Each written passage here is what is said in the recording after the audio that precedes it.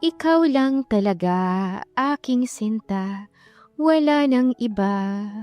Sa iyong tingin, ako'y nadadala mo sa ibang dimensyon. Pagkanta ni Liza habang nagpupuna siya ng mga lamesa sa restaurant na pinagtatrabahuhan niya. As always, napakaganda talaga ng boses mo, Liza. Kaya naman palagi kang binabalik-balikan ng mga customer natin dito eh. Sad ng boss ni Liza na si Ma'am Marie. Naku po Ma'am Marie, kayo naman po. Baka mamaya isipin ng mga customer dito, singer ako, imbes na waitress. Natatawang sagot ni Liza, habang pinagpapatuloy ang pagpupunas ng lamesa. Aba, bakit hindi? Sagot naman ni Ma'am Marie. Hangang-hanga kasi siya sa talento ng dalaga. Nga pala iha, ever since nung narinig ko ang boses mo, nagkaroon ako ng idea. What if magpagawa ko ng stage dito sa may malawak na part ng restaurant at dito ka kakanta? Alam mo, marami na kasi tayong mga customer na nagre-request ng ganito. Pero depende yun sa magiging desisyon mo, iha. Nakangiting pagpapaliwanag ni Ma'am Marie. Kakanta? Ako? Sa stage? Seryoso ba to? Namula si Liza sa hiya ngunit kinilig din dahil sa sinabi ni Ma'am Marie. Matagal niya nang pangarap ang kumanta sa harap ng maraming tao. Pero hindi pa siya nagkaroon ng pagkakataon. Sa totoo lang ma'am, matagal ko na pong gustong subukan yan. Pero kinakabahan po kong humarap sa mga tao. Pag-amin niya bago yumuko. Huwag kang matakot, Liza. Malambing na sabi ni Ma'am Marie sa dalaga. Ang talent mo ay hindi mo dapat itinatago. Hayaan mong marinig ka ng iba ang maganda mong boses.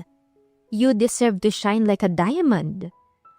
Pagpapalakas ni Ma'am Marie sa loob ng dalaga. Siguro pag-iisipan ko muna po kung tatanggapin ko po yung offer nyo. Saka tatanungin ko po muna yung boyfriend ko. Aniya bago siya ngumiti. Go lang iha, take your time. Nakangiting saad ni Ma'am Marie. Bago ito nagtungo sa kusina para ang chef naman ang i-observe. Sa kabilang banda naman ay nakaupo sa swivel chair ang isang binata habang pinakikinggan nito ang kanta ng kanyang ina. Listening to Tita Yasi's song again? Can't blame you because her voice is so addicting. Bigla ang saad ni Cyrus, bago ito naupo sa tabi ng pinsan niya. My mother's voice is angelic. Too bad, she died 5 years ago. I miss her voice. Malungkot na saad ni Luke, bago siya sumandal. Cyrus, do you think makakahanap ba ako ng taong kaboses ni Mom? I am not sure about that, Luke. Alam mo naman kung gaano kaganda ang boses ni Tita, hindi ba? Saka, ano namang gagawin mo kung makahanap ka nga ng kaboses ng Mom mo? Tanong ni Cyrus sa pinsan niya. Don't tell me, aasawahin mo. Are you out of your mind? What if she's unattractive? Hindi pa nakakapagsalita si Luke nang unahan na siya ni Cyrus dahilan para samaan niya ito ng tingin. So what? May masama ba doon? Yeah, that's bad. Dahil hindi mo naman mahal pero pakakasalan mo. Dahil kaboses siya ni Tita. Teka nga lang, nag-aadik ka na ba't ganyan ka na mag-isip? You're overreacting, Cyrus. Hindi ako adik. Saka, buhay ko naman to. Kaya hindi mo kailangan mag-react ng ganyan. Aniya sabay irap bago ito tumayo at kinuha ang coat niya. Where are you going, cuz? Kahit magpaikot-ikot ka pa sa Maynila, wala kang makikitang kaboses ng mom mo. Huwag kang magsayang ng oras sa ganyan. I'm just going somewhere, Cyrus. Napaka-OA mo naman. Makikipagkita lang ako sa kaibigan ko. Grabe ka naman makapag-react. Inis na saad ni Cyrus. Minsan talaga ay may pagka-OA ang pinsan niya. Pero dulot lamang ito ng pag-aalala niya kay Luke. Akala ko naman kung ano na ang gagawin mo eh. Nga pala, may natanggap akong invitation mula sa anak ng business partner mo si Mr. Fuentes. Invitation yon sa kasal and ini-invite ka nila. That nosy guy again? Dati kinukulit niya ako at feeling close pa siya. Tapos ngayon naman, iimbitahan niya ako sa kasal niya? Well, I guess I have no choice. Dahil baka bungangaan na naman niya ako. Buntong hiningang saad ni Luke. Napangisi si Cyrus at umiling. Mukhang may hate friendship kayo niyan ah. Bakit ba ayaw mo sa kanya? Napataas ang kilay ni Luke bago sumagot. Wala akong ayaw sa kanya. Sadyang makulit lang siya. Parang linta akong kumapit at hindi marunong sumuko. Yan pa naman ang ayaw ko sa tao. Tss, ayaw mo sa mga makulit, paano kung makulit din pala yung mapapangasawa mo? Tukso ni Cyrus habang pinipigilan ng tawa. Napairap si Luke. Hindi ko na problema yon. Basta pupunta ako para lang matapos na tong lahat. Wala akong balak magtagal. Sigurado ka ba? Baka mamaya, ikaw pang mahulog sa patibong ng kaibigan mong nosy na yan. Nagpatuloy si Cyrus sa pangaasar. As if. Walang makakahuli sa akin. Saka kaya lang naman ako kinaibigan niyan ay dahil sa impluensya ko. Kampanteng sagot ni Luke. Pero tanong lang bro, papaano kung sa kasal na pala ni Mr. Fuentes mo makikilala ang babaeng para sa'yo? That would be impossible, Cyrus. Ang gusto ko hindi ba kaboses ni Mama? No one can match my mother voice, you know? Bahala ka na dyan at aalis na ako. Aniya bago siya nagsimulang maglakad. Sige na, have fun. Ikamusta mo naman ako doon sa kapatid ni Josh? Tss, asik ni Luke bago siya lumabas mula sa opisina niya. Ngunit sa likod ng kanyang isipan, may kung anong bumabagabag sa kanya. At ito ang isang pakiramdam na hindi niya mawari. Para bang may mangyayari sa kasal na yon na magpapabago sa buhay ni Luke. Anong klaseng gulo kaya ang dala ng imbitasyong iyon? Break na tayo, Liza. Yan ang salita na bumungad kay Liza nang puntahan niya ang boyfriend niya sa mansyon nito. Kasalukuyan niya itong pinuntahan dahil halos ilang araw na siya nitong hindi kinausap ng walang dahilan. Ha? Pero bakit, Ken? Anong nangyari at nakikipaghiwalay ka na sa akin? Bago pa man matapos ni Liza ang sasabihin niya, ay may blanding babae ang lumabas sa pinto at lumapit ito kay Ken. Baby, tulungan mo akong maghanap ng mga accessories na gagamitin ko sa kasal natin. Saad nung babae na kumuha sa atensyon ni Liza. Napako si Liza sa kanyang kinatatayuan. Hindi siya makapaniwala sa kanyang naririnig at nakikita. Naramdaman niya ang paninikip ng kanyang dibdib. Parang may pumiga sa kanyang puso. Kasal? Anong kasal ang sinasabi mo? At sino ka? Anong ginagawa mo rito sa bahay ng boyfriend ko? Hindi makapaniwalang saad ni Liza. Dahilan para mapairap si Ken. Napairap si Ken at halatang naiinis pa sa kanya. Ex-boyfriend mo, hindi mo ba narinig ang sinabi ko? Tapos na tayo, Liza. Ex-boyfriend? Nababalo ka na ba, Ken? Hindi mo man ako kinausap ng maayos. Tapos ngayon, bigla mo nila akong ipagpapalit sa babaeng to. Sino ba siya? Sagutin mo ako. Bago pa makapagsalita si Ken, sumingit ang blonde na babae. Oh my God! Ang ingay naman! Seriously, Ken, she's so annoying. Why didn't you break up with her sooner?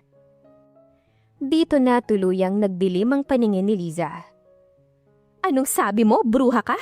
Sino ka ba at anong karapatan mong sumingit sa usapan namin? Lumapit siya kay Angela at tinapunan nito ng matalim na tingin. Ikaw ang kabet, hindi ba? Ikaw ang dahilan kung bakit bigla akong hindi kinausap ng boyfriend ko. Nagtawanan si Ken at Angela. Tila tuwang-tuwang mga ito sa itsura niyang desperada at galit. Correction, sweetheart. Mariing sagot ni Angela, sabay yakap sa braso ni Ken. Ako na ang fiancé niya, kaya technically, ikaw ang naging kabit. Walang hiya ka. Mabilis na lumipad ang kamay ni Liza at malutong na sampalang dumapo sa pisngi ni Angela. Ikaw ang kabit dito. Ikaw ang walang hiya. Kumuha ka ng lalaking may karelasyon. Tapos ikaw pang may ganang magyabang? Hindi kita kilala. Pero isa lang ang sigurado ko. Isa kang mga agaw ng boyfriend. Nanlaki ang mata ni Angela, hawak ang kanyang pisngi. How dare you! Biglang sumingit si Ken. Mabilis na itinulak palayo si Liza. Tama na, Lisa. Tumigil ka na't umalis ka na. Huwag mong idamay si Angela sa galit mo. Masyado ka nang nakakaabala. Pekeng napatawa na lang si Liza habang lumuluha. Puno ng hinanakitang kanyang boses. Ako ang nakakaabala? Ako na girlfriend mo ng 3 taon?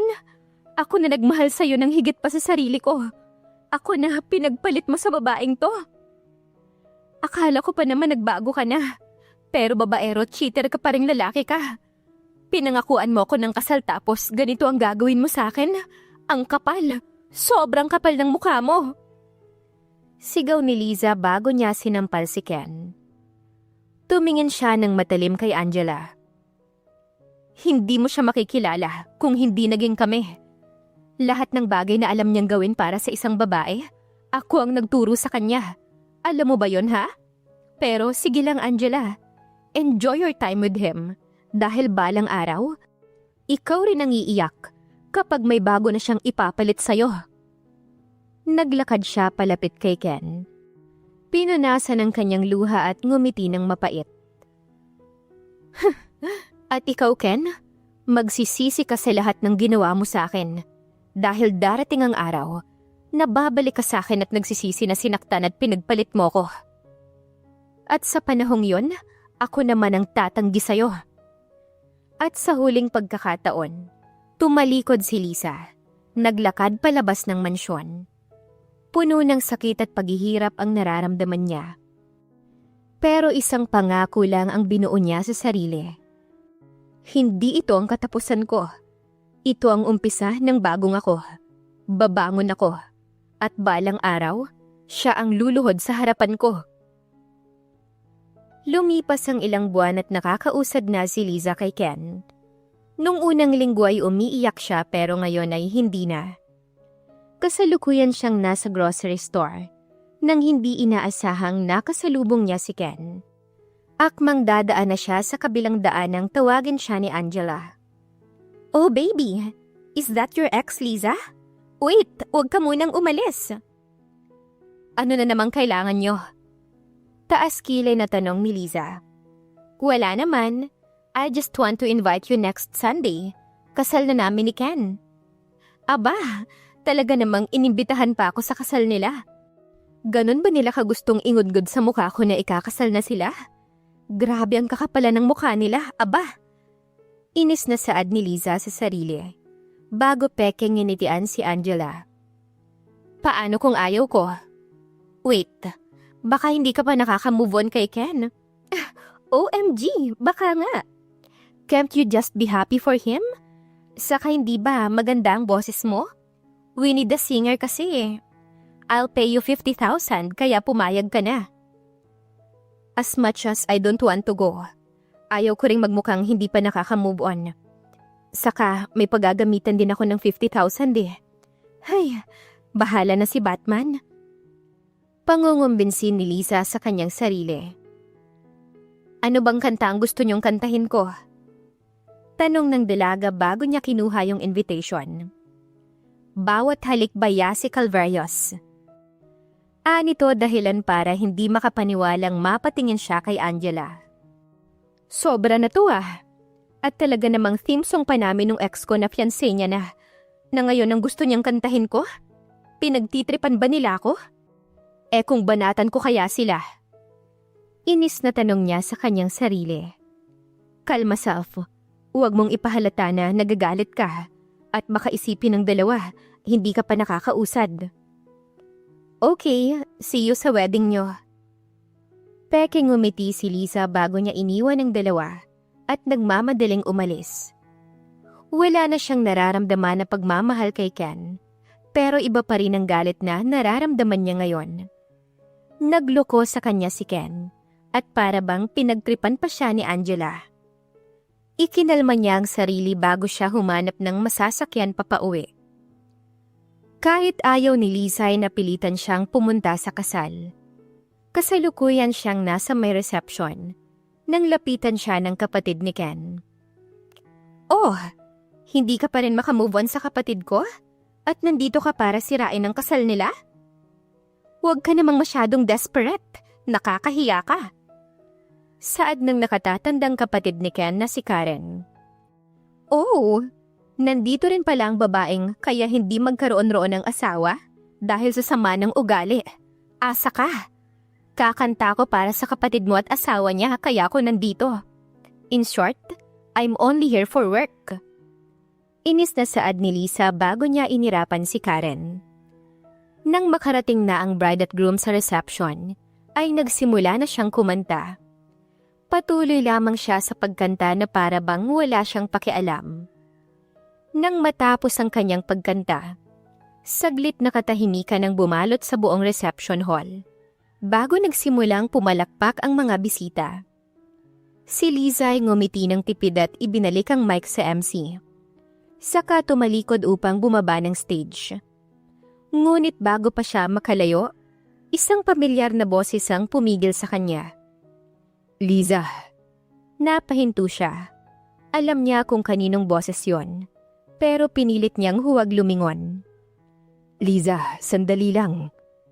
Mahina na tono ni Ken, na para bang nangaasar na hindi maintindihan. Dahan-dahan siyang humarap.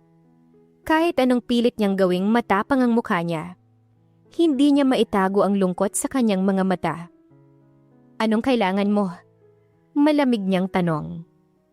Napansin niyang malapit lang si Karen, nagmamasid, at ang bagong asawa ni Ken na si Angela, naabala sa pakikipag-usap sa mga bisita. Maganda ang kanta mo. Pero tanong lang, ano yung feeling na kinanta mo yung theme song niyo ng ex mo sa kasal niya sa ibang babae? Nakangising tanong ni Ken, dahilan para seryosong mapatingin sa kanyang dalaga. Napangisi si Liza, pero hindi ito umabot sa kanyang mga mata. Ang ganda ng tanong ah. Nangaasar ka ba? Saka, ano namang pakialam ko sa inyo? For your information, nakamove on ako sa'yo. Bago pa siya makaalis, biglang sumingit si Karen. Nakataas ang kilay at nakangisi ng parabang nangaasar. Talaga lang ah, kasi parang ang dami mong emotions kanina habang kumakanta. O baka naman umaasa ka pa rin na ikaw ang nasa tabi ng kapatid ko. Napailing si Liza at hinarap si Karen. Alam mo Karen, hindi ko na kailangang ipaliwanag ang sarili ko sa'yo. Pero gusto kong malaman mo, wala na akong pakialam kay Ken. Tumawa si Karen ng bahagya. O bakit parang ang lungkot-lungkot mo kanina habang kumakanta? Lumapit si Liza at tumitig kay Karen. Minsan Karen, hindi lungkot ang nakikita mo. Minsan, realization lang na buti lang nakalaya na ako. Ano ka ba naman Karen? Be respectful naman. Marami tayong mayaman na bisita. Maupo na kayo. Ikaw rin Liza. Saad ng ina nila Ken at Karen na si Cora. Ngunit nang naglalakad na sila, ay inihagis na ni Angela ang bouquet niya. At ang hindi inaasahang nakasambot nito ay si Liza. Oh, it looks like kilala na natin kung sino ang susunod na ikakasal. Sino pa nga ba? Di si Miss Singer. Nandito ba ang boyfriend o love interest ni Miss Singer? Kinikilig na saad ng MC. Talaga naman oh, sa dami-dami ng pwedeng makasalo nito, ako pa talaga? Saka paano ako ikakasal? Ni wala nga akong boyfriend. Kakabreak ko lang kamo dyan sa groom. Hindi na natapos ni Liza ang iniisip niya nang may isang lalaking matipuno, matangkad, gwapo, maputi, matangos ang ilong, mapula ang labi, at may mapupungay na mga matang lumapit sa kanya. Ay, softer hat naman ang lalaking to. Isa ba siyang anghel na galing sa langit? Nandito ba siya para sunduin ako? Wala sa wisyong saad ni Liza sa sarili niya habang nakatitig sa binata. Nice voice. Kaboses na kaboses mo ang mom ko. By the way, Ken is your ex, right? Wanna leave this party? Tanong ng lalaki at tumango na lang ang dalaga. Hindi pa rin kasi siya makapaniwalang nilapitan siya ng ganito kagwapong nilalang. Naguluhan si Lisa sa mga nangyayari pero bago pa siya makapag-isip ng maayos, marahan siyang hinawakan ng lalaki sa kamay at inalalayan palabas ng reception hall. Ramdam niya ang tingin ng mga bisita, lalo na si Ken, Angela at Karen, pero wala na siyang pakialam. Pagkalabas nila ay agad siyang huminga ng malalim at tumingin sa lalaki. Wait lang, sandali, sino ka ba? Napangiti ang binata. Kita ang mapuputi niyang ngipin. Alright, I forgot to introduce myself. I am Luke Calverios. Napaawang ang labi ni Liza. Luke Calverios? Yung anak ng Queen of Boys na si Miss Yasi Calveros? Hindi makapaniwalang saad ni Liza na nagpatawa sa binata. Yes, I'm her son. Nakangiting sagot ni Luke. And you, Miss Singer, just saved me from a boring wedding. They only invited me there because they wanted to show me off. Napakunot ang noo ni Liza. Wait, what? So, sinagip kita? Akala ko ba ako ang sinagip mo dahil sa mga pinagsasabi ng tao doon? Kakabreak ko nga lang tapos bigla pa akong nakasalo ng bouquet ng bride. Tumawa si Luke bago ngumiti. Actually, parang both. Mukhang pareho tayong hindi dapat nandun, hindi ba? Napaisip si Liza. Oo nga naman. Wala na siyang dahilan para manatili ron. Wala na siyang dapat patunayan kay Ken. Lalo na kay Karen na walang ginawa kundi maliitin siya. So, saan tayo pupunta? Tanong ni Liza nang tuluyan na silang nakalabas sa reception. Pilit niyang pinipigil ang kilig na nararamdaman niya dahil sa binata. What do you think about midnight picnic at my mom's favorite place? Are you in for that? Nakangising tanong ng binata at tumango naman ang dalaga. Hindi na nagdalawang isip si Liza. Lead the way, Mr. Calverios. Grabe, na-excite ako. At sa unang pagkakataon, matapos ang matagal na panahon, pakiramdam niya ay malaya na siya at baka sa hindi inaasahang pagkakataon ay may bago siyang simula. Dinala siya ng binata sa isang napakagandang lugar. Maraming mga bulaklak at nagpadala ang binata ng pagkain doon. Hindi alam ng dalaga pero para bang komportable na kaagad siya sa binata kahit na kakakilala pa lamang nila. Talaga? Ginawa nila yun sa'yo? I never thought the Fuentes family are like that. Hindi makapaniwalang saad ni Luke habang nagkukwentuhan sila. Kahit si Luke ay hindi makapaniwalang nag-e-enjoy siya habang kausap ang dalaga. Para kasi siyang allergic sa mga babae noon, kaya kahit pakikipag-shake hands ay iniiwasan niya. Inabot sila ng 3:00 ng madaling araw sa pagkukwentuhan. At hinatid naman siya ng binata sa bahay niya. It was nice meeting you, Liza. I hope magkaroon pa tayo ng time para sa ganito ulit. I enjoy spending time with you. Nakangiting saad ni Luke bago niya inabutan ng calling card si Liza. Call me when you're free and I'll take you out. Okay. Thank you nga pala for saving me today. Ingat ka sa pag-uwi. Nakangiting pagpapaalam ni Liza at nagbabay naman sa kanya ang binata bago ito sumakay sa kotse. Masaya at hindi pa rin mawala ang bahid ng ngiti ng binata sa kanyang muka nang makarating siya sa mansyon niya. She's interesting. Sino?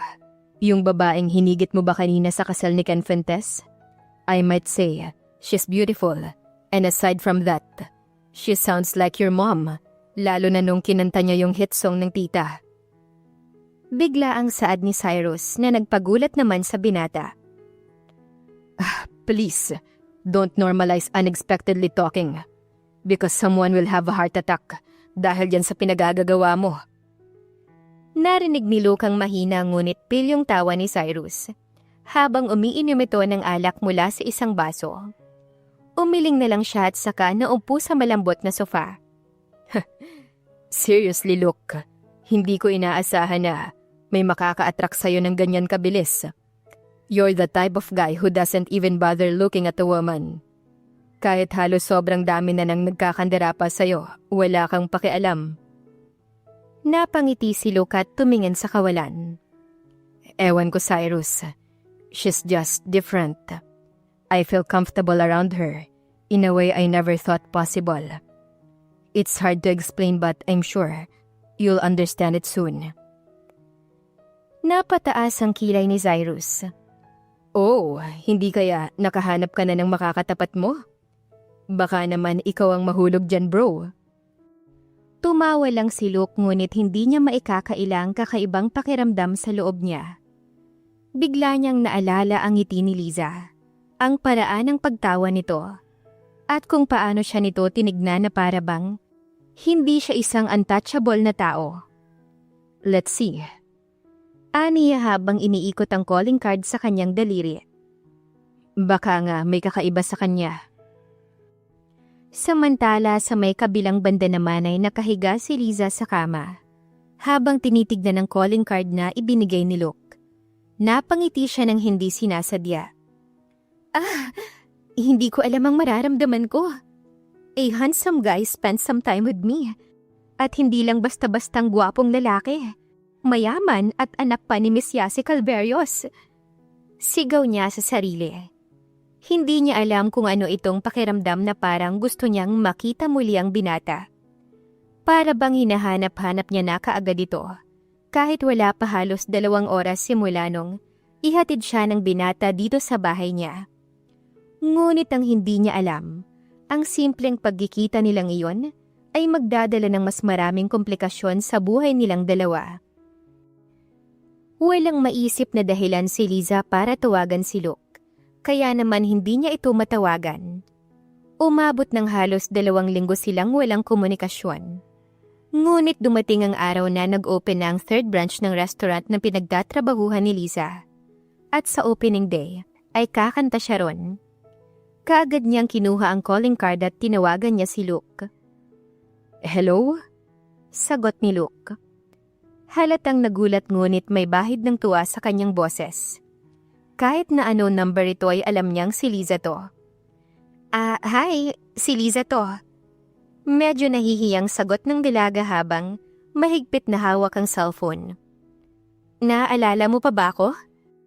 Tumawa naman si Luke sa kabilang linya. Of course, Liza. Ikaw pa ba? Hindi ko nga akalain na tatawagan mo ko. Akala ko hindi ka natatawag dahil almost 2 weeks ago na ang nakalipas. Yes, medyo natagalan nga, pasensya na. Sabi niya sabay kagat sa labi. Anyways, may grand opening kami mamaya sa branch ng restaurant na pinagtatrabahuhan ko. And I will be performing there. I was wondering kung baka gusto mong dumalo. Hindi agad sumagot si Luke ngunit narinig niya ang tunog ng pagbukas ng isang pinto sa background. Sayang naman kung hindi ako makakapunta, hindi ba? Sagot ng binata sa wakas. Anong oras? 7 p.m. Sagot ni Liza. Hindi maitago ang excitement sa boses niya. Sa bagong branch ng Marvy Restaurant sa May Delvedo City. Got it. See you there. Ani Luke bago nagpaalam. Pagkababa ng telepono, hindi mapigilan ni Liza ang mabilis na pagtibok ng puso niya. Sa loob ng 2 linggo, iniisip niya kung tatawagan ba niya si Luke o hindi. Pero ngayon, sa wakas, ay magkikita silang muli. Bakit parang mas kinakabahan pa ako dahil pupunta si Luke kesa sa magpe-perform ako? Ano bang nangyayari sa akin? Samantalang nakangiti naman si Luke bago niya inilapag ang cellphone niya sa desk. Hindi niya maintindihan kung bakit excited siyang makita ulit ang dalaga. Pero isa lang ang sigurado niya. Hindi niya palalampasin ang pagkakataong ito. 7 p.m.? May ka-meeting ka with the Smiths ng ganung oras, bro. Bigla ang singit ni Cyrus na halatang nakikinig sa usapan nila. Cancel the meeting. Yan na naman tayo sa ganyan eh. Ano na lang sasabihin ko kay Mr. Smith? Alam mo naman kung anong ugali nun. Saad ni Cyrus. Kung hindi siya marunong umintindi, ay pwede naman akong mag-pull out sa business partnership namin. Aniya dahilan para mapakamot na lang sa ulo si Cyrus. Nga pala, you gave her your personal number, right? Kaya alam mo kaagad na siya yung tumatawag. You do know that all of your contact info is strictly private, right? Kaya nga sa akin lahat dumediretso lahat ng emails, calls sa text ng mga gustong kumausap sa'yo. Bakit mo ginawa yon? Tanong ni Cyrus sa kaibigan niya, na paikot-ikot sa swivel chair nito. So, siya lang naman, saka no one will know about this. I trust her. Ay wow, may exception. Iba ka pala ma-in love. Nagka-cancel ng meeting tapos may exception. Ano kayang magiging reaksyon ni Tita Yasi kapag nakita niyang anak niyang nagkakaganito? Saad ni Cyrus sa sarili niya, bago niya binuksan yung laptop para i-inform ang Smith na hindi tuloy ang meeting mamayang gabi. Handa ka na ba, Iha? This will be your first performance sa restaurant natin. Good luck! Saad ni Ma'am Marie bago siya nagpunta sa stage. Hindi niya pa rin makita si Luke ngunit kailangan na niyang kumanta kaya naman nagsimula na siya.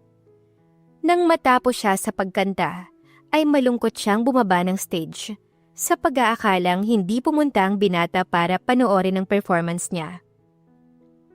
Napakaganda talaga ng boses mo, Liza. As always, you captivate me again just by singing again. Nakangiting saad ni Luke na nagpagulat sa dalaga. Napakurap si Liza at kaagad na lumingon kay Luke na nakatayo sa tabi niya habang may hawak na isang bouquet ng pulang rosas. Napangiti siya, hindi makapaniwala na talagang dumating ito. Akala ko hindi ka pumunta. Mahina niyang sabi. Pilit na pinipigilan ang sariling maging emosyonal. Luke chuckled bago niya iniabot sa dalaga ang mga bulaklak. Of course, I wouldn't miss this. I was here the whole time, just watching you from the back. You were amazing up there. Napayuko si Liza. Ramdam ang init sa kanyang pisngi. Salamat. Hindi ko in-expect na mag-e-effort ka pang magdala ng bulaklak. Para sa isang katulad mong may napakagandang boses, worth it. Sagot ni Luke na may nakakalokong ngiti. Besides, I told you I enjoy spending time with you. Hindi alam ni Liza kung ano ang dapat niyang maramdaman sa sinabi ni Luke. Pero isang bagay ang sigurado. Tuwing kasama niya ito, may kakaibang saya siyang nararamdaman. Since nandito ka na rin, gusto mong mag-dinner? Pag-aalok ni Liza. Nagtatapang-tapangan kahit na gusto na niyang mangisay sa sobrang kilig na nararamdaman niya. As a thank you offer for coming here. Napangiti si Luke at bahagyang yumuko sa kanya. I would love that. At doon nagsimula ang isang gabi na puno ng masayang kwentuhan. Mga stolen glances at isang hindi maipaliwanag na koneksyon na unti-unting lumalalim sa pagitan nila. Simula nung gabing yon ay halos linggo-linggo nang laman ng Marvy Restaurant si Luke. Palagi siyang nandoon para lang makausap ang dalaga. Para bang naging suki na ito ng restaurant. At umabot pa nga sa punto na binigyan na siya ng restaurant ng mga merch nito. Bukod doon ay napapadalas na rin ang paggagala nila ng magkasama. Palagi silang nandoon sa favorite place nila at nagpipiknik. Sa bawat linggong lumilipas, hindi maiwasan ni Liza na mapansin kung paano naging parte na ng buhay niya si Luke. Nung una iniisip niyang baka panandalian lang ang atensyon ng binata sa kanya. Pero habang tumatagal, mas lalo niyang nararamdaman ang sincerity nito. Isang hapon habang nakaupo sila sa ilalim ng malaking puno sa paborito nilang picnic spot. Tahimik lang si Liza na pinagmamasda ng mga ulap. Napansin ni Luke ang katahimikan niya kaya naman tinanong siya nito. Hey, may iniisip ka? Lumingon siya rito at marahang tumango. Wala lang. Naisip ko lang kung bakit mo ginagawa to. Napakunot ang noo ni Luke. Anong ito? Ang palaging pagpunta sa restaurant, ang paglalaan ng oras sa akin, ang mga picnic na to. Bakit, Luke? May halong kaba sa boses ni Liza. Para na kasing magjowa ang turing nila sa isa't isa, kaya naman hindi na niya napigilang magtanong. Ngumiti si Luke bago sumandal sa puno at tumingin sa kanya. Dahil gusto ko. Gusto kitang makasama. Gusto kitang makilala pa. At gusto kong marinig ang tawa mo ng mas madalas. Nag-init ang pisngi ni Lisa sa sagot ng binata. Hindi niya alam kung paano tutugon. Kaya naman yumuko na lamang siya at pinaglaruan ang dulo ng kanyang damit. Ano ba namang sagot yan? Ayaw kong mag-assume kaya kung hindi mo ako gusto, sabihin mo na kaagad. Napabuntong hininga na lang ang dalaga dahil kahit anong pilit niya sa sarili ay hindi niya ito masabi. Napangiti si Luke sa nakita niyang reaksyon ng dalaga. Hindi man niya ito direktang aminin. Alam niyang may espesyal na siyang nararamdaman para kay Liza. At sa ilalim ng lilim ng puno, sa gitna ng katahimikan at ihip ng hangin, may nabubuong damdamin na pareho nilang hindi maitatanggi. Dumating ang araw na hindi inaasahang nagkasakit si Luke dahil sa gabing hindi niya inaasahang nasira ang sasakyan niya. Sa kadahilan ng gusto niyang makita na nakauwi si Liza, ay sinamahan niya ito at nagpaulan. Kaya naman ngayon ay nilalagnatang binata. At nang malaman ito ni Liza, ay kaagad siyang pinuntahan ng dalaga. Pagdating ni Liza sa mansyon ni Luke, sinalubong siya ng isa sa mga kasambahay nito. Ma'am Liza, mabuti at nandito ka. Ayaw kasing magpahinga na Sir Luke. Nag-aalalang sabi ng matanda. Agad na nagtungo si Liza sa kwarto ng binata at nadatnyan niya itong nakahiga sa kama. Nakabalot sa kumot pero halata sa muka ang pagod at sakit ng ulo. Nang makita siya ni Luke ay pilit itong bumangon upang salubungin siya. Liza. Mahina ngunit may halong tuwa sa boses nito. Anong ginagawa mo rito? Umiling si Liza at lumapit sa kama. Hawak ang isang supot ng gamot at lugaw. Bakit hindi mo man lang sinabi sa akin na nagkasakit ka? Kung hindi pa ako tinawagan ni Manang, hindi ko manalaman. Hindi naman seryoso to. Sagot ni Luke, pilit na pinipigilan ang bahagyang panginginig ng katawan. Napabuntong hininga si Liza, saka inilagay ang palad sa noo ng binata. Luke, ang taas ng lagnat mo. Paano kung lumala pa to? Dapat man lang nagsabi ka sa akin para hindi na to lumala ng ganito. Napatingin si Luke sa dalaga. Hindi sanay sa ganitong atensyon mula sa isang babae. Sanay siyang si Cyrus o ang ina niya ang nag-aalaga sa kanya. Liza, hindi mo naman kailangang... Shh! Pinutol ni Liza ang sasabihin nito at hinawakan ang kamay niya. Hayaan mo na akong alagaan ka ngayon, okay? Para maging maayos na rin ang pakiramdam mo. Hindi na nakatanggi pa si Luke. Sa unang pagkakataon, naramdaman niyang may nagmamalasakit sa kanya. Para bang hindi lang basta pakikisama. Isang tunay na pag-aalaga na walang kapalit at hindi niya inaasahan. At habang sinusubuan siya ni Liza ng lugaw, hindi maiwasan ni Luke na mapangiti. Sa kabila ng lagnat at pangihina, alam niyang may isang bagay siyang gustong linawin sa sarili niya. At yun ay kung ano nga ba talaga ang nararamdaman niya para kay Liza. Yan, very good. Ngayon magpahinga ka na muna ng konti at papainumin na kita ng gamot bago ka matulog. Aniya at tumango naman ang binata. Maya-maya lang ay uminom na ang binata ng gamot. Bakit ganito ang nararamdaman ko? Hindi naman ako nakakaramdam ng ganito sa iba. Bakit kapag si Liza ang kasama ko, para bang wala na akong mahihiling pa sa mundo? Tuluyan na nga ba akong nauhulog kay Liza? Tanong ni Luke sa sarili niya habang pinagmamasdan niya ang dalaga. Nakasalukuyang pinupunasan siya. Habang yan ang nasa isipan niya, tinatanong din ng dalaga ang sarili niya dahil sa mga pangyayari. Bakit ako nag-alala sa kanya ng sobra-sobra? Hindi naman ako ganito nun, lalo na sa ibang lalaki. Pero iba si Luke. Iba ang pakiramdam ko kapag siyang nasa harapan ko. Gusto ko siyang alagaan. Gusto kong siguraduhin na magiging maayos siya. Hindi ko maintindihan, pero parang may kung anong mainit na pakiramdam sa puso ko tuwing nakakasama at nakikita ko siyang nakatingin. Naputol ang pag-iisip ni Liza nang maramdaman niyang hinawakan ni Luke ang kamay niya. Mahina pero ramdam niya ang init ng palad nito. Napatingin siya sa binata at sa kabila ng panghihina nito, may kakaibang ningning sa mga mata niya. Salamat, Liza. Mahinang sabi ni Luke. Kung wala ka dito, ewan ko kung paano ko kakayanin na magpahinga ng walang kain at pag-aalaga mo. Bahagyang namula ang pisngi ng dalaga. Hindi niya alam kung paano sasagutin yon. Kaya ngumiti na lamang siya at hinawakan ng mas mahigpit ang kamay ng binata. Nandito lang ako, Luke. Sagot niya. Kaya huwag kang mag-alala dahil palagi kitang aalagaan.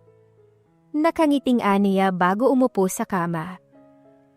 Habang bumibigat ang talukap ng mga mata ni Luke, isang bagay ang sigurado na sa kanya. Hindi lang simpleng pag-aalaga ang nararamdaman niya para kay Liza.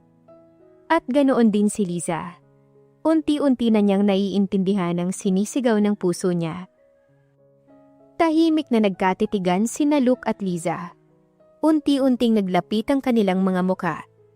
Ramdam ang init ng hininga ng isa't isa. Pareho silang hindi gumagalaw. Parang hinihintay kung sinong magfa-first move o aatras. Napapikit na si Luke at si Liza naman ay napalunok. Handa na sa kung anong mangyayari nang biglang bumukas ang pinto. Boss, dala ko na yung gamot mo. Bumili na rin ako ng pagkain sa paborito mong restaurant. Masiglang saad ni Cyrus nang mapagtanto niya na wrong timing ang pagpasok niya. Muntik nang mahulog si Liza sa inuupuan niya, habang si Luke naman ay napailing at napahiga ulit. Walang kamalay-malay si Cyrus sa tensyon sa loob ng kwarto. Aba, parang ang init dito ah. May nangyayari bang kababalaghan? O baka naman may mangyayari pa lang? Nakangising pangaasar ni Cyrus, dahilan para samaan siya ng tingin ng binata. Shut up, Cyrus! Sigaw ni Luke habang namumula ang pisngi nito. Just put that thing you bought there and leave my room. Saad ni Luke kaya naman dali-daling umalis doon si Cyrus. Dahil doon ay naging awkward sila at nahiga na ng tuluyan si Luke sa higaan niya. Doon na pagtanto ng binata ang isang bagay. Mahal na nga niya ang dalaga at ito ang babaeng gusto niyang pakasalan.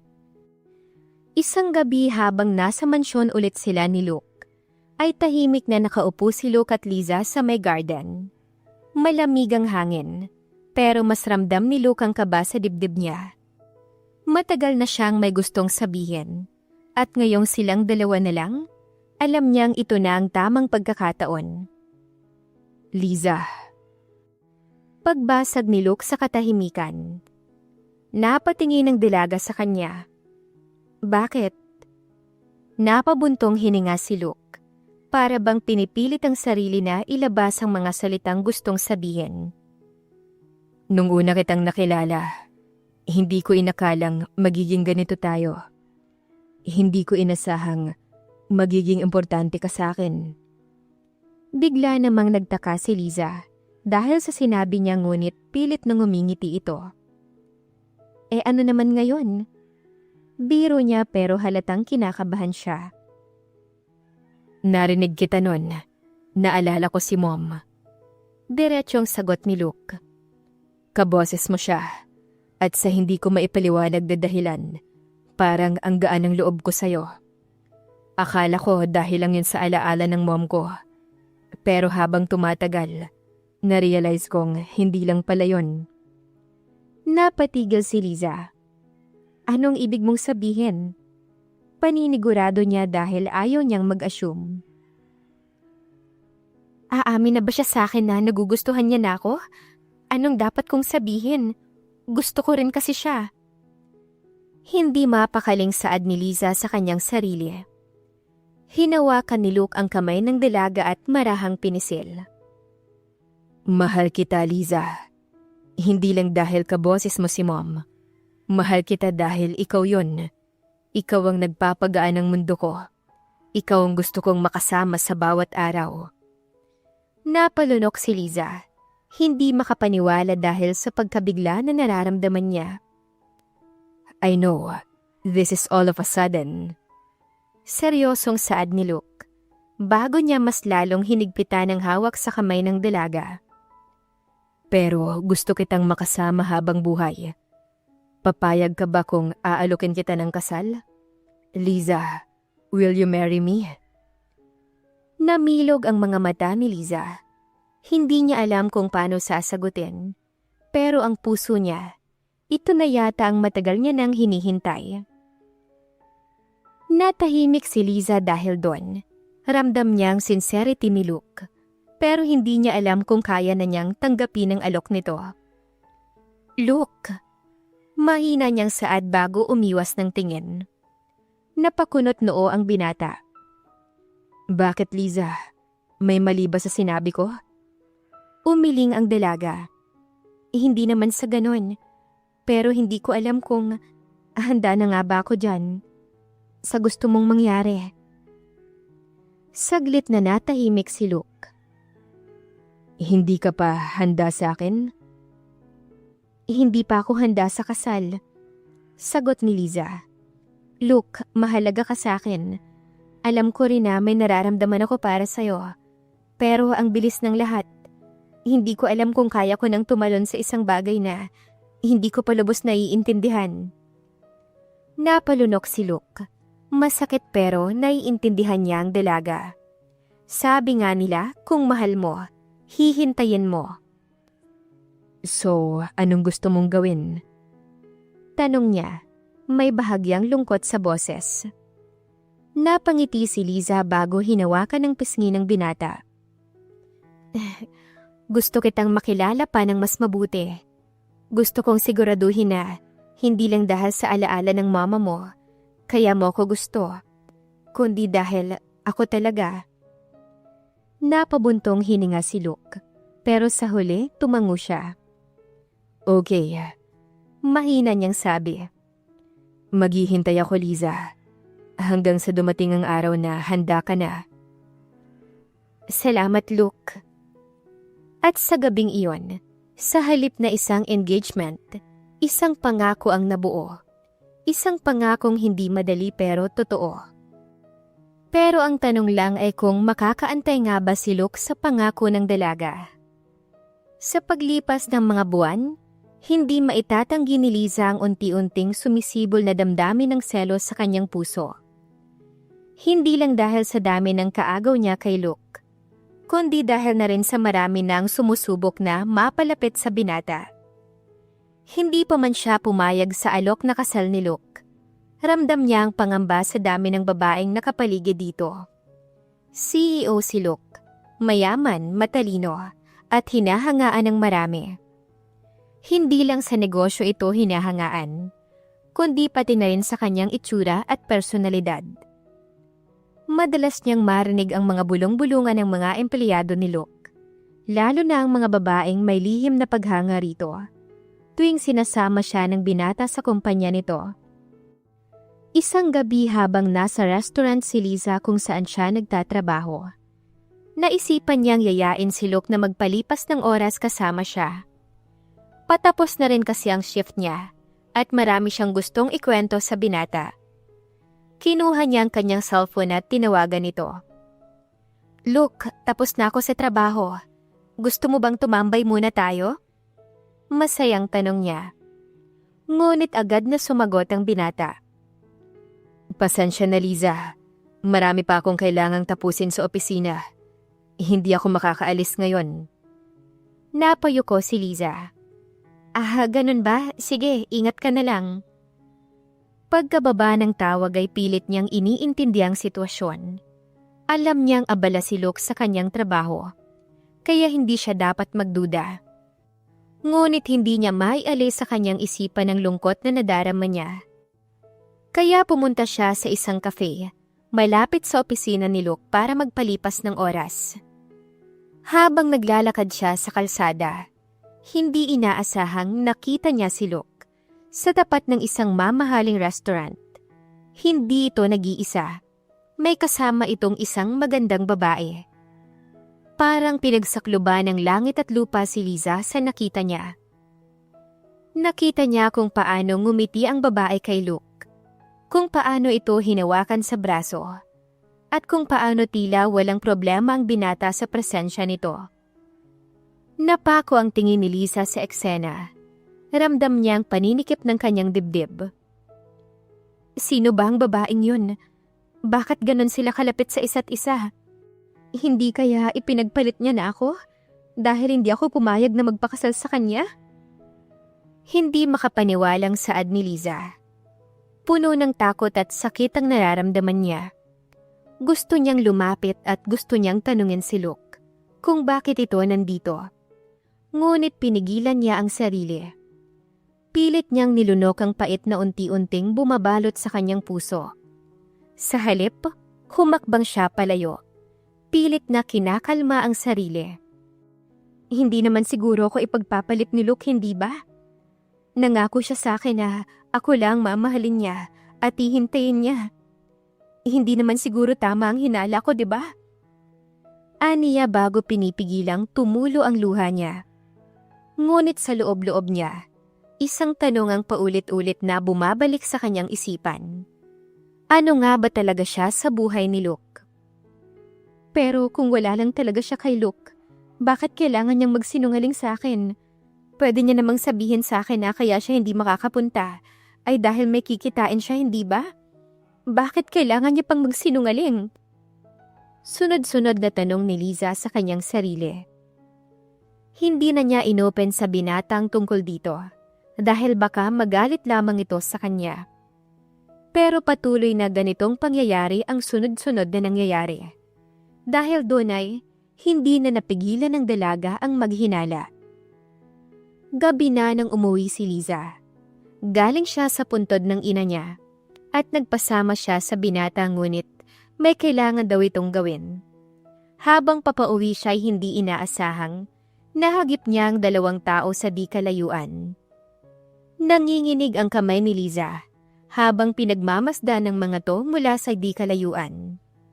Gusto niyang lumapit at gusto niyang kumprontahin si Luke. Pero may bahagi sa kanya na nagsasabing huwag. Hindi niya alam kung anong mas masakit, ang pagsama ni Luke sa kanya dahil busy ito sa trabaho, o ang katotohanang hindi nito sinabi sa kanya. Nakasama nito ang babaeng kasama niya nung nakaraan. Dahil hindi na niya kinaya ang sakit, mabilis siyang umalis at nagtungo sa isang pinakamalapit na park. Doon siya umupo sa isang bench at hinayaang tumulo ang luha. Hindi niya alam kung ano ang dapat niyang gawin. Ang sakit-sakit. Bakit ganito ang nangyari? Hindi dapat ganito eh. Sino ba kasi yung babaeng yon? At palagi na lang siyang inuuna ni Luke. Mas mahalaga ba siya kaysa sa akin? Lumuluhang tanong niya sa sarili. Kinabukasan hindi niya nagawang makipag-usap kay Luke. Iniiwasan niya ito. Pilit na itinatago ang lungkot sa kanyang mga mata. Ngunit hindi naman ito nakaligtas kay Luke. Liza, may problema ba? Tanong ni Luke nang makita siyang tahimik sa backstage ng restaurant. Wala. Sagot niya. Pero hindi siya makatingin ng diretsyo sa mga mata nito. Hinawakan ni Luke ang kamay niya. Liza, alam mong hindi ka marunong magsinungaling sa akin. Sabihin mo sa akin, ayos pa rin ba tayo? Napakagatlabi si Liza. Gusto niyang magsabi pero paano kung mali lang ang hinala niya? Paano kung masaktan lamang siya sa sagot nito? Ngunit bago pa siya makapagdesisyon, bumukas ang pinto at pumasok ang babaeng kasama ng binata kagabi. Look, finally, nandito ka lang pala. Hindi pa ba tayo aalis? Nakangiting tanong ng babae. Napatigil si Liza. Pakiramdam niya ay nanlamig ang buong paligid. Muling nagtagpo ang kanilang mga mata ni Luke. Ngunit sa pagkakataong ito, hindi niya nagawang itago ang sakit. May pupuntahan pa kayo? Mahina niyang tanong. Nag-alangan si Luke. Business meeting lang, Liza. Tumango siya at pilit na pinapakalma ang sarili. Sige, mag-ingat ka. At sa unang pagkakataon, naramdaman ni Liza na baka hindi na lang hinala ang nararamdaman niya. Baka may dahilan talaga para matakot siyang mawala si Luke. Kinagabihan ay inabangan siya ni Luke sa labas ng restaurant upang ihatid sa bahay. Liza, halika, ihahatid na kita. Alok ni Luke. Ngunit kita sa muka ng dalaga ang pag-aalinlangan at para bang hindi ito masaya na nakita siya. Hindi na, Luke. May ibang maghahatid sa akin. Malamig niyang sagot. Nagtaka ang binata. Liza, may problema ba?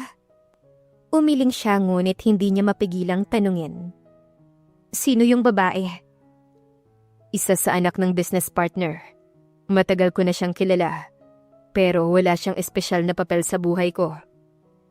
Paninigurado niya dahil parang nakikinita na niya kung bakit nagkakaganito ang dalaga. Tumango lang si Liza, ngunit hindi maalis ang bigat sa kanyang dibdib. Hindi lang yung babae ang babaeng may gusto kay Luke. Marami pa. Huwag ka nang tumanggi at ihahatid kita. No buts, kaya sumakay ka na sa kotse ko. Aniya kaya naman wala nang nagawa si Liza. Sa bawat araw na lumilipas, lalo lang siyang kinakain ng selos na hindi niya kayang ipakita. Hindi nagtagal. Napansin ni Luke ang unti-unting paglayo ni Liza. Hindi na ito madalas sumasama sa kanya sa mga date. Hindi na rin ito madalas tumawag o nagre-reply sa kanyang mga message. Nang minsang puntahan niya ito sa restaurant, hindi ito lumabas para salubungin siya. Doon niya na napagtanto. May bumabagabag kay Liza. Kaya isang gabi ay hindi na siya nakapagtimpi. Dinalaw niya si Liza sa apartment nito upang kumprontahin ang dalaga. Dahil kahit siya ay hindi na rin mapakali dahil sa kinikilos ng dalaga. Pagbukas ng pinto, nagulat si Liza. Luke, bakit ka nandito? Pumasok si Luke. Seryoso ang mukha habang nakatingin sa dalaga. Liza, anong nangyayari sa atin?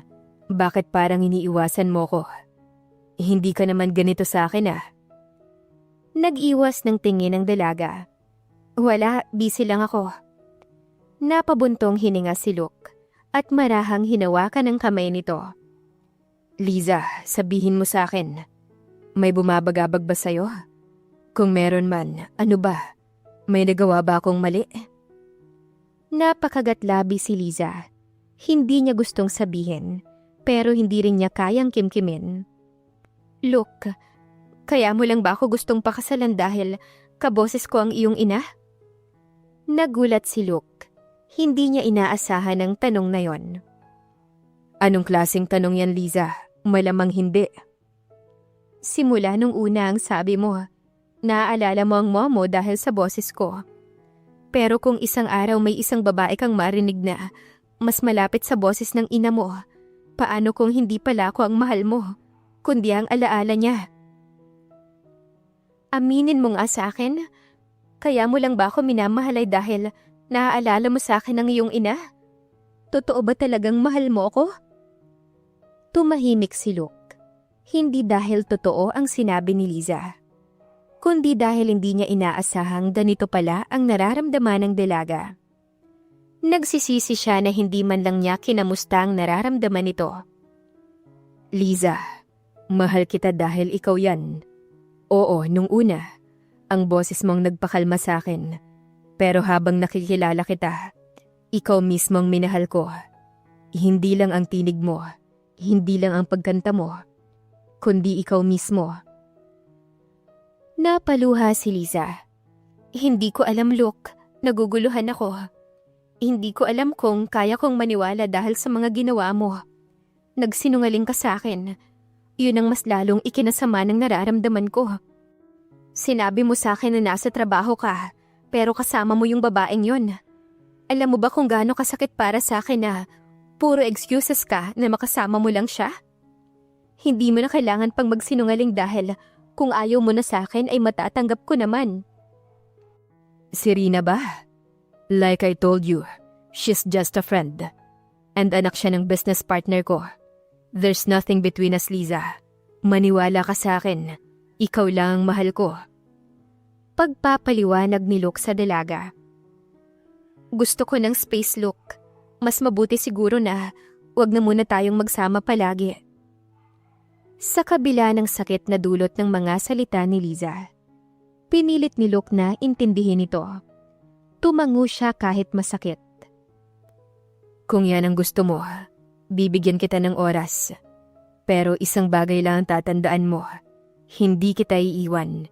Hindi kita hahayaang isipin na ikaw lang nagmamahal sa relasyon. Patutunayan ko sa'yo, araw-araw, na ikaw ang gusto kong makasama. Kahit wala ka sa tabi ko. Mahal na mahal kita, Liza. At pag dumating ang araw na handa ka na, at sasabihin ko sa'yo ang mga dapat kong sabihin. Hindi na napigilan ni Luke ang sarili niya at naluha na siya bago niyakap ang dalaga. Ayaw talagang layuan ng binata si Liza pero wala siyang magawa. Nirespeto niya ang desisyon ng babaeng minamahal niya. Hindi kita susukuan, Liza. Kahit pahirapan mo pa ako ng sobra, ay sa akin at sa akin ka pa rin uuwi. Akin ka lang at mahal na mahal kita. Lumuluhang saad ni Luke bago niya hinawakan ang pisngi ni Liza at hinalikan niya ito. Sa sumunod na mga linggo, hindi na nagkita pa ang dalawa. Nanatili si Liza sa apartment niya habang si Luke naman ay nasa Hong Kong dahil sa business trip niya. Pero kahit na malayo ay araw-araw, may natatanggap na bulaklak. Isang sulat o isang mensahe si Liza mula kay Luke. Hindi siya kinulit, hindi siya pinilit.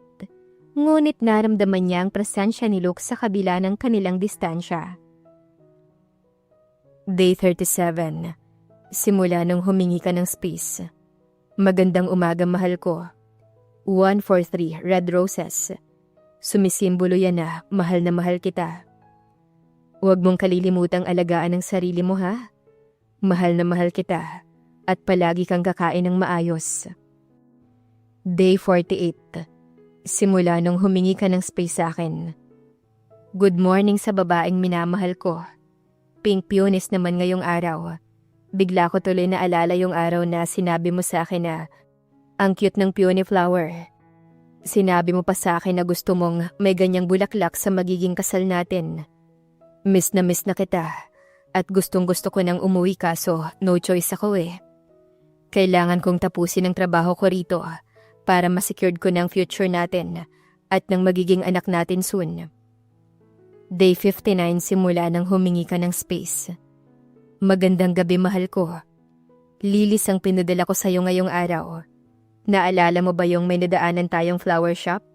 At sinabi mong gusto mong magkaroon ng lilis sa kwarto mo kasi ang bango nila?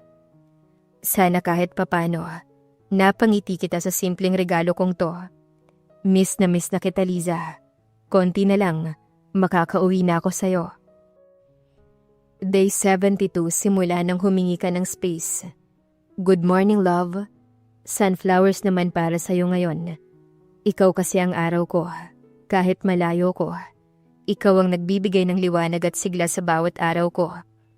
Alam mo bang sinadya kong hanapin ang pinakamagagandang flowers para sa'yo? Katulad mo, palaging nakakahalina at nagbibigay ng init sa puso ko. Hintayin mo ako, Liza. Hindi ako titigil hanggat hindi nakakabalik sa'yo.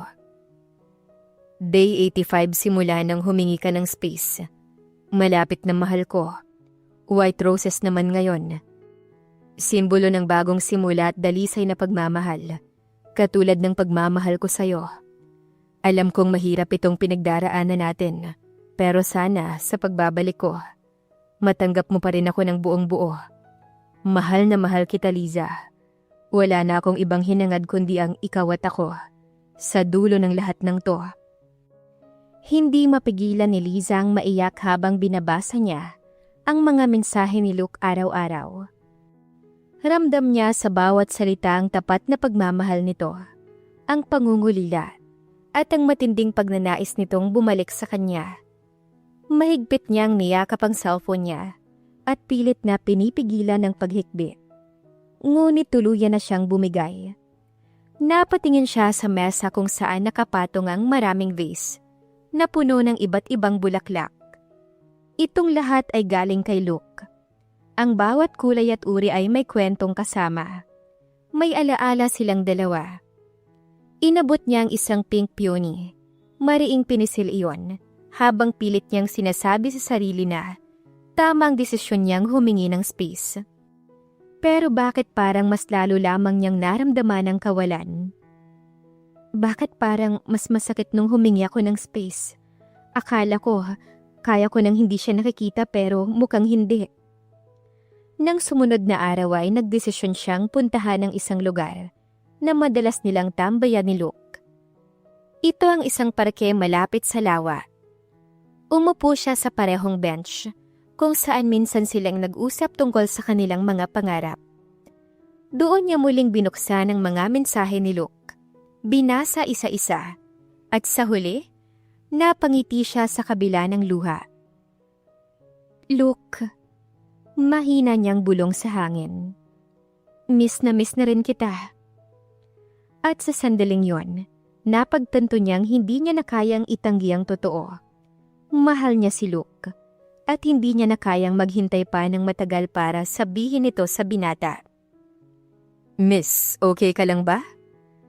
Tanong ng isang lalaki bago ito lumapit sa kanya. Oo, okay lang ako. Nangungulila lang sa lalaking minamahal. Ngumiti ng bahagya ang lalaki at tumango. Mukhang mahal na mahal mo siya. Napabuntong hininga si Liza at tumingin sa malayo. Oo, mahal na mahal. Pinunasan niya ang luhang dumaloy sa kanyang pisngi. Pero ako rin ang lumayo. Ako rin ang natakot. Nagpakain ako sa hinala ko. Saglit siyang natahimik. Hawak pa rin niya ang cellphone. Tinititigan ng huling mensahe ni Luke. Day 85 simula nang humingi ka ng space. Malapit na mahal ko. Paulit-ulit niyang binabasa. Tila ba gusto niyang isapuso ang bawat salita. Naupo ang lalaki sa kabilang dulo ng bench. Kung talagang mahal mo siya, baka dapat mong sabihin sa kanya bago pa mahuli ang lahat. Napatingin si Liza sa lalaki. Hindi niya kilala ang lalaking to, pero sa isang simpleng pangungusap lang, ay parang nagising siya sa katotohanan. Pero paano? Wala siya rito. Nasa malayong lugar siya. Saad ni Liza. Napaka-effort niya, miss. Mahirap pakahanap ng lalaking araw-araw kang susulatan, kahit nasa malayo siya. Halatang babawi talaga siya sa'yo. Miss na miss ko na siya. Mahal na mahal ko rin siya. Miss na rin kita, Liza. Bigla ang saad ng isang tao mula sa likuran niya. Nabigla si Liza at napatingin siya ron. Hindi na niya napigilan ang sarili niya at napaluha nang nakita ang binata. Luke! Sigaw ni Liza bago siya yumakap dito. I'm sorry, Liza. Alam kong kasalanan ko ang lahat. Ngayong nandito at handa ka na, sasabihin ko na sa'yo ang mga rason kung bakit ko palaging kasama ang babaeng yon. Aniya habang magkayakap silang dalawa. Umalis na rin yung lalaki doon upang bigyan ng space ang dalawa. Oo, nagsinungaling ako. Hindi siya anak ng business partner ko. Siya si Lauren, ang pinsan ko. Siya ang kapatid ni Cyrus. Ang dahilan kung bakit ko siya kasama nung nakaraan ay dahil nagpapatulong ako sa kanya tungkol sa kasal natin, in case na pumayag ka na. I am just so excited, dahil ikaw na talaga ang gusto kong pakasalan. I'm sorry dahil naghinala ka ng dahil doon. Pero trust me, Liza. Wala akong ibang minahal kundi ikaw. Ikaw lang at wala nang iba. Mahal na mahal kita, Liza. Ikaw lang. Lumuluhang pagpapaliwanag ni Luke. I'm sorry for doubting you. Natatakot lang akong masaktan ako kaya ako nagkaganon. Mahal na mahal kita eh. Alam kong marami ang naghahabol sa'yo. Kaya hindi ko napigil ang sarili ko na mag-alala. Dahil alam kong kayang-kaya mo kong palitan kapag nakahanap ka ng mas better sa akin. Hinawakan ni Luke ang mukha ni Liza at marahang pinahid ang luhang bumagsak sa pisngi nito. Wala nang ibang mas better sa'yo, Liza. Ikaw lang ang gusto ko. Ikaw lang ang mahal ko. Bulong niya habang nakatitig sa mga mata ng dalaga. Huminga ng malalim si Liza bago mahigpit na niyakap si Luke. I'm sorry, Luke. Natakot lang ako. Pero ngayon, alam ko na. Alam kong ikaw lang ang gusto ko sa buhay ko. Alam ko rin na ako lang ang mahal mo. Hinaplos ni Luke ang buhok niya at marahang hinaplos ang kanyang likod. Hindi mo kailangang matakot, mahal. Hinding-hindi kita iiwan. At palagi akong mananatili sa tabi mo. Ilang sandali silang nanatiling magkayakap. Parang binubura ang lahat ng mga pangambang na magitan sa kanila. Maya-maya lang ay hinawakan ni Luke ang kamay ni Liza at marahang bumulong. So, handa ka na bang sagutin ang tanong ko? Napangiti si Liza sa kanya. Kita sa mukha ang gulat at excitement. Anong tanong? Dahan-dahang lumuhod si Luke sa harap niya. Kinuha ang isang maliit na kahon mula sa kanyang bulsa at binuksan niyon. Isang makinang na singsing ang bumungad sa kanya. Liza, this time, please say yes. Will you marry me? Napuno ng luha ang mga mata ni Liza. Pero sa pagkakataong to, hindi dahil sa pag-aalinlangan o takot, kundi dahil sa kasiguraduhan. Ngumiti siya at tumango, sabay sagot ng matamis na, Yes, Luke, I will marry you. Bago pa siya makapagsalita pa, mabilis siyang hinila ni Luke sa isang mahigpit na yakap. At pagkatapos ay, isang masuyong halik ang dumampi sa kanyang labi. Sa wakas, wala ng hadlang, wala ng alinlangan.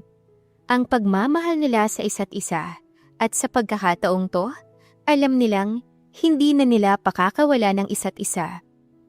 Thank you. Thank you, Liza. Mahal na mahal kita. Masayang saad ng binata bago muling niyakap ng mahigpit ang dalaga. One step closer of making you mine, Liza. One step of becoming yours, Mr. Claverios. I love you too. Nang araw na iyon ay nagkabati ang dalawang nagmamahalan. Naging masaya na sila at lahat ng mga tanong nila na hindi masagot ay naayos na. Ngayong taon sana nila balak magpakasal ngunit hindi inaasahang nabuntis si Liza. Kaya naman, napospon dito. Sa halip na panghinaan ng loob, mas lalo pang tumibay ang relasyon nila. Nang malaman nilang buntis ang dalaga, hindi maipaliwanag ni Luke ang saya. Mahal, hindi na natin kailangang ipagpaliban ng kasal. Aniya habang hawak ang kamay ni Liza. Umiling naman ang dalaga. Gusto kong maging maayos ang lahat, Luke. Gusto kong maging handa tayo sa bagong buhay na darating. Sa kabila ng pagkaantala ng kanilang kasal, naging masaya ang bawat araw para sa kanila. Mas naging maalaga si Luke. Palaging sinusiguradong komportable at ligtas si Liza. Kahit abala sa kumpanya, lagi siyang may oras para sa minamahal at sa kanilang magiging anak. Mahal, gusto ko ng rambutan, langka at balimbing. Nakangusong saad ni Liza. Alright, mahal. Maghahanap ako ng ganyan para masatisfied ang cravings mo. Nakangiting saad ng binata. Halos lahat ng cravings niya ay nasusunod ni Luke. Kahit na madaling araw ay lumalabas ang kanyang asawa, maging masaya lamang siya. Sa bawat galaw ni Liza, laging nariyan si Luke. Kapag naglilihi siya, kapag hindi makatulog, at lalo na kapag may mood swings. Look, gusto ko ng mango float. Biglang sabi ni Liza, kasalukuyang 12:00 ng madaling araw. Tiningnan siya ni Luke na may halong amusement. Mango float? 12:00 ng madaling araw? Napaawang ang labi ni Liza. Tila ba nagtatampo? So, hindi mo ko bibigyan o ibibili? Napatawa si Luke at mabilis na hinaplos ang kanyang pisngi. Siyempre, ipapagawa kita. Maghintay ka lang, mahal. At ganoon ang naging takbo ng kanilang buhay. Punong-puno ng pagmamahal, pag-aalaga at pag-unawa. Lumipas ang ilang buwan, dumating na ang araw na pinakahihintay nila. Sa loob ng delivery room, hawak ni Luke ang kamay ni Liza. Sobrang higpit ng pagkakakapit nito sa kanya. Kaya mo yan, mahal. Aniya habang pinupunasan ng pawis sa noo nito. At sa sandaling marinig nila ang unang iyak ng kanilang anak, hindi napigilan ni Luke na mapaluha. Hawak niya ang kanyang mag-ina, kasiyahan sa kanyang puso. Welcome to the world, little one. Bulong niya habang tinitignan ng kanilang munting anghel. Larkin Vince Calverios. Iyan ang pangalan niya. Nakangiting saad ni Liza bago siya hinalikan sa noo ng asawa niya. At sa sandaling yon, alam nilang nagsimula na ang panibagong chapter ng kanilang masayang pamilya. Ang chapter na puno ng pagmamahal, pagtitiwala, at walang katapusang pangarap para sa isa't isa. Yan ang mga pangyayari 7 taon na ang nakalipas.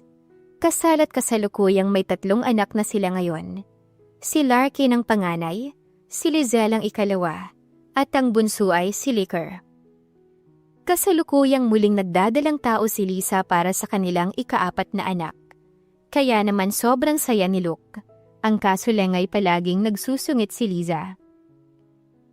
Sorry mahal, kung ang hirap hanapin ang cravings ko Hindi ko kasi alam pero yan ang gusto kong kainin Malungkot na sabi ni Liza sa asawa niya. Bakit ka nagsusorry, mahal? Okay lang, no? Basta para sa'yo. Handa akong gawin ang lahat. Mahal na mahal kita, Liza. Sobrang thankful ako dahil ikaw ang naging asawa ko. Mahal na mahal din kita, Luke. Nakangiting saad ni Lisa bago nila niyakap ang isa't isa. Hindi inaasahang pag-ibig na, hindi nagsimula sa tunay na pag-ibig pero nagtapos sa pagmamahalan. At dito na nagtatapos ang kwento ng pagmamahalan ni Luke at Liza. Maraming salamat sa pakikinig. Ang tunay na pagmamahal ay hindi natitinag ng pagdududa at hindi minamadali. Ito ay isang prosesong kailangang pagdaanan ng 2 taong handang ipaglaban ang isa't isa. Sa kwento ni Luke at Liza, natutunan nilang ang tiwala at paniniwala sa damdamin ng isa't isa ang tunay na nagpapatibay.